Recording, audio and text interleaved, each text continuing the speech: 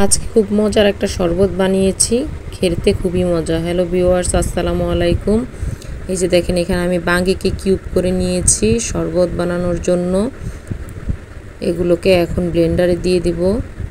এখানে পাকা একটা বাঙ্গি সম্পূর্ণই আমি নিয়েছি। তারপরে নিয়ে নিয়েছি কুলফি আইসক্রিম 4টা। এই আইসক্রিমগুলো কিছুক্ষণ রেস্টে রেখে দিতে হবে, নয়তো সহজে কাঠি থেকে ছাড়ানো যাবে না।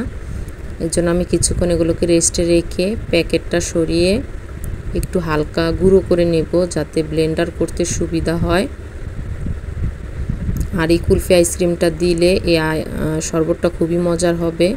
এই যে দেখেন, আমি এখানে এগুলোকে গুঁড়ো করে নিয়েছি। এগুলো এখন ব্লেন্ডারে ঢেলে দিব। এরপরে দিয়ে দিব স্বাদ মতো লবণ, তারপরে দিয়ে দিব পরিমাণ মতো চিনি।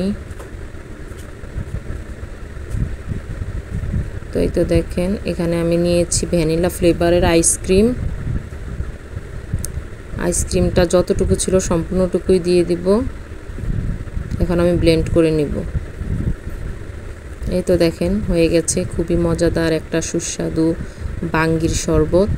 একবার ট্রাই করে দেখবেন, খুবই মজা, খুব ভালো লাগবে খেতে গরমের মধ্যে। আজকে এই পর্যন্তই। আল্লাহ হাফেজ।